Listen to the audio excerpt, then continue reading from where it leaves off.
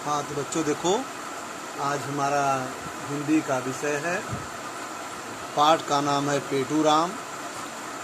यहाँ दिया है हाथ सुनो और दोहराओ।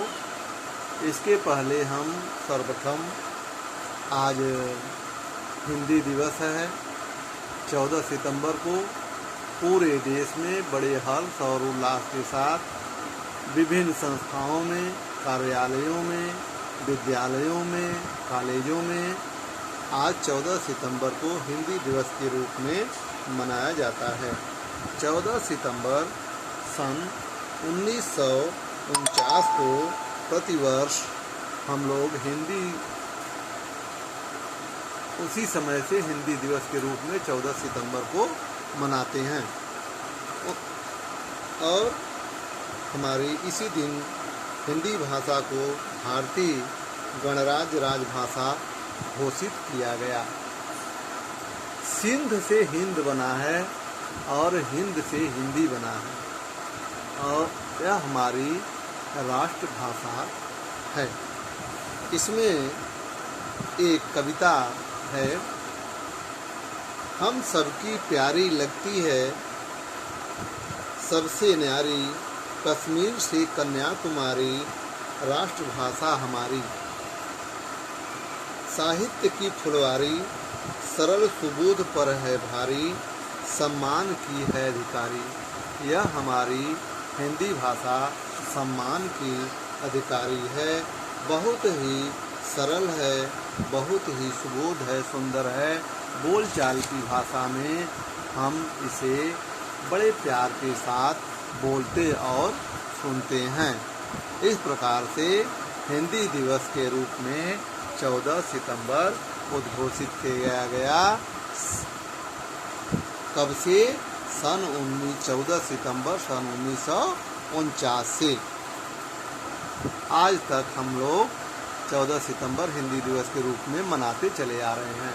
धन्यवाद। अब इसके बाद आप अपने पाठ पर आ जाओ।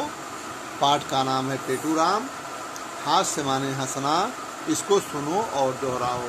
बड़े प्यार से इसको पढ़ो। बहुत ही हंसमुख यह पाठ है और चित्रों को आप देखो और इसको पढ़ो। पेटू राम पौटनपुर के रहने वाले थे। वे बहुत ही सीधे साधे भोले भाले थे। वे कभी किसी से लड़ते झगड़ते नहीं थे।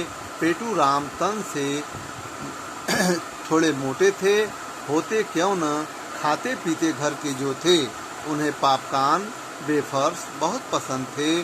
तेल वाले पदार्थ खाने के कारण उनका शरीर थुलथुल हो गया था। वे छोटे मोटे कुर्ते में समाते भी नहीं थे।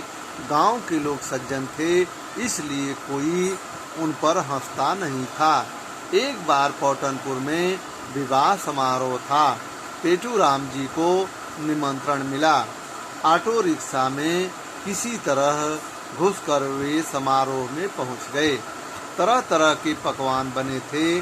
पेटू राम जी भोजन की तरफ लपकते ही थे कि उन्हें एकाएक याद आया कि आज तो उनका उपवास है। वे मन महसूस कर लौट पड़े। उन्हें लौटते देखकर एक मेजबान लल्लू लाल पास आकर बोले, देखो यहाँ एक समारोह है। इस समारोह में तमाम लोग जुटे हुए हैं। इसमें यहाँ ऊपर लिखा है सुस्वागतम गेट पर। और पेटू राम कहाँ के रहने वाले थे? पौटनपुर के। वे बड़े सीधे साधे, बड़े भोले भाले, बड़े सरल स्वभाव के थे। वे किसी से लड़ाई झगड़ा नहीं करते थे। वे शरीर से थोड़ा मोटे थे क्योंकि वो अच्छे घर के थे। वे खाते पीते थे और तैलीय पदार्थ खाने से शरीर थोड़ा उनका थुलथुला हो गया था, मोटा हो गया था। और छोटे मोटे कुर्ते में वो नहीं अटते थे, नहीं समाते थे। गांव के लोग बहुत सज्जन पुरुष थे, इसलिए उन पर कोई हंसता नहीं था। पौटनपुर में एक विवाह समारोह था, उसमें वो जा रहे थे और ऑटो रिक्शा में किसी तरह से घुसे। इतने मोटे थुलथुले थे कि उसमें अट नहीं पा रहे थे, मा नहीं पा रहे थे, हल नहीं पा रहे थे। किसी तरह कस करके उसमें गए। अब देखो बेटे, इसके आगे यहाँ देखो तमाम प्रकार की खाने की चीज़ें और फल रखे हुए हैं। अब देखो ये कितने प्यार से उधर जा रहे हैं।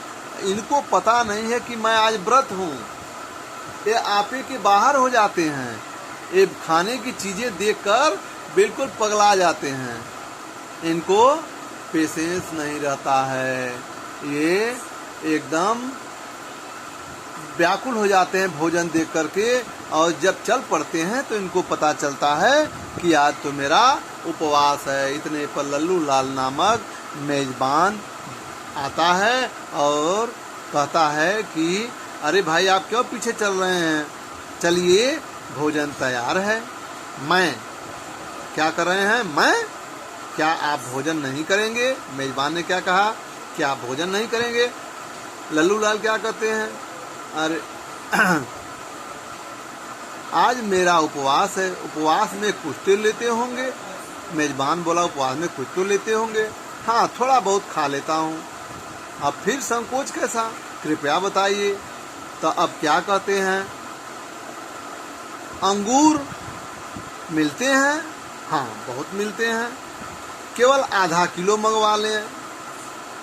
फिर पूछता है और फिर कहते हैं आधा दर्जन केले, 1 किलो सेब और 1 पाव मेवा, 1.25 पाव मिठाई, बस या और कुछ?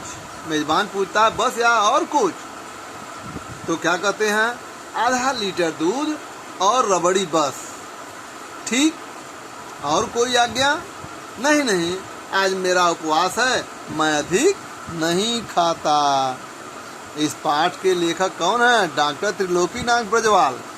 त्रिलोकीनाथ ब्रजवाल जी इस पाठ के बारे में इतना मनोरम सुंदर ढंग से व्यक्त किया है कि ये उपवास हैं, कुछ खाते नहीं हैं, लेकिन कितने चीज़ों की नाम ले लिए।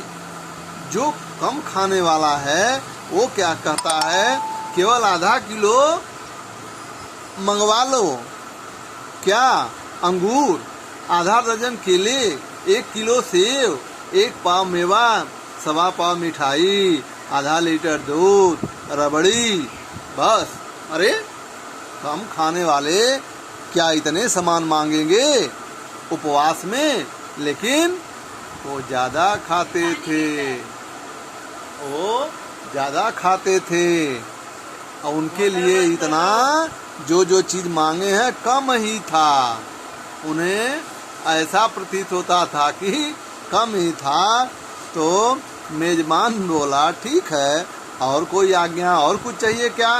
कहते हैं नहीं नहीं, आज मेरा उपवास है, मैं अधिक नहीं खाता। मतलब इतना डिमांड करने के बाद, इतनी चीज़ों को मांगने के बाद कहते हैं कि आज मेरा उपवास है, मैं अधिक नहीं खाता। मतलब इतना इनके लिए खाना, इतना फल, दूध, मलाई, रबड़ी सब कम था। इस प्रकार से इस पाठ की समाप्ति होती है। इस पाठ में देखो बेटे, आपके आज के गृह कार्य में आ से आ तक के शब्दों को मैं यहाँ अंडरलाइन किया हूँ, नीचे लाइन खींचा हूँ। जैसे पॉपकॉर्न, गांव, ऑटो रिक्शा, याद, आया, पहुँच, हंसता। फिर देखो इधर है आप, आज। फिर यहाँ देखो आधा किलो, मंगवाल, आधा दर्जन, 1.25 पाव, आधा, आज। ये सारे शब्द हैं। इनको आप गृह कार्य की कॉपी में लिखकर भेजोगे और इस पाठ को सुलेख की कॉपी में सुंदर अक्षरों में लिखोगे। धन्यवाद।